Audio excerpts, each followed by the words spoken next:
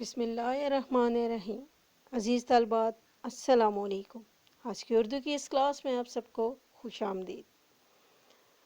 بیٹا آج ہم تشبیہات پڑھیں گے۔ تشبیہات تشبیہ کی جمع ہے۔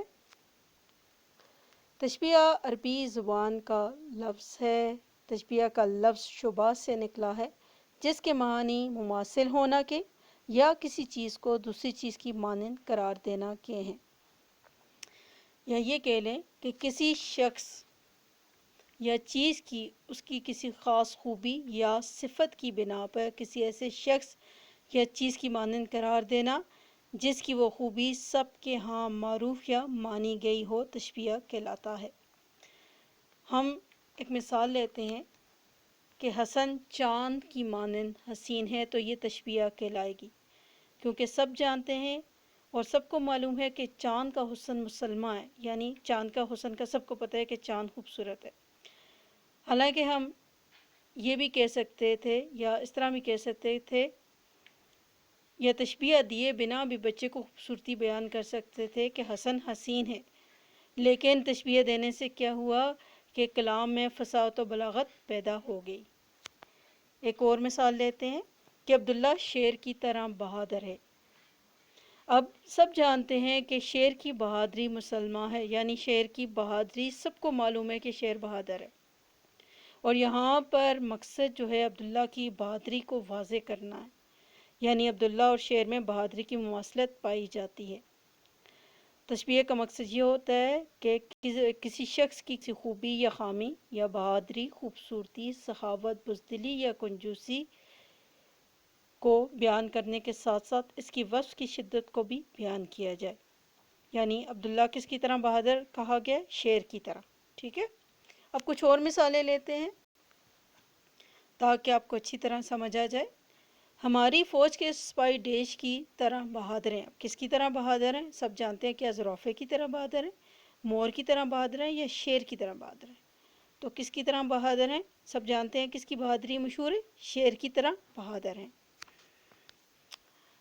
مریم کے بستے کا رنگ لال ڈیش لال ہے، یعنی کس کی طرح لال ہے؟ اب کیا انار کی طرح لال ہے، آم کی طرح لال ہے، نارنگی کی طرح لال ہے؟ اب ان ساری چیزوں کا ہمیں پتہ ہے کہ آم کس طرح کا ہوتا ہے، نارنگی کس طرح کی ہوتی ہے، انار کس طرح کا ہوتا ہے۔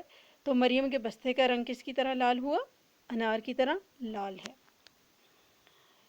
احمد کا گھر وسیع ہے۔ وسیع ہے یعنی کھلا ہے، بڑا ہے۔ اب کیا احمد کا گھر کس کی طرح وسیع ہے؟ محل کی طرح وسیع ہے، پھول کی طرح وسیع ہے، یا ستاروں کی طرح وسیع ہے؟ تو کیا ہوگا؟ احمد کا گھر محل کی طرح وسیع ہے۔ ایک اور مثال لیتے ہیں۔ ڈیش کی طرح میٹھی چائے پینے کے بعد دادا جان کا شوگر بڑھ گیا۔ اب شوگر تب بڑھتا ہے جب کوئی بندہ میٹھی چیز کھاتا ہے، ٹھیک ہے؟ تو کیا انار جیسی میٹھی چائے پینے کے بعد، برف جیسی، یا پھر شہد جیسی؟ تو کس جیسی چائے پئیں گے کہ دادا جان کا شوگر جو ہے بڑھ گیا؟ تو سب کو معلوم ہے کہ ہو سکتا ہے انار کھٹا ہو، برف ٹھنڈی ہوتی ہے، سب کو پتہ ہے، اور شہد کیا ہے؟ میٹھا ہے، تو سب کو پتہ ہے کہ شہد جیسی میٹھی چائے پینے کے بعد دادا جان کا شوگر جو ہے بڑھ گیا۔ اچھا، پھر ایک اور مثال لیتے ہیں کہ سردی کی بارش کے بعد نل میں ڈیش کی طرح ٹھنڈا پانی آنے لگا۔ اب کس کی طرح ٹھنڈا پانی آنے لگا؟ برف کی طرح آنے لگا، روئی کی طرح ٹھنڈا آنے لگا، دودھ کی طرح ٹھنڈا آنے لگا۔ اب ہمارے ذہن میں فوراً سے آئے گا کس کی طرح جی؟ برف کی طرح ٹھنڈا۔ تو سردی کی بارش کے بعد نل میں پانی آنے لگا۔ آندھی میں ڈیش مضبوط دیوار بھی گر گئی۔ ڈیش کس کی طرح مضبوط تھی؟ شیر کی طرح مضبوط، چٹان کی طرح مضبوط، یا تیر کی طرح مضبوط؟ تو کیا ہوگا اس میں؟ جی، چٹان کی طرح مضبوط جو ہے دیوار گر گئی۔ اب ایک اور مثال لیتے ہیں۔ میری چھوٹی بہن ڈیش کی طرح نازک ہے۔ کیا وہ کلیوں کی طرح نازک ہے؟ کیا وہ شہد کی طرح نازک ہے، یا بلی کی طرح نازک ہے؟ تو کیا چیز اس میں جو ہے بیان کر رہی ہے؟ کیا وہ کلیوں کی طرح نازک ہے؟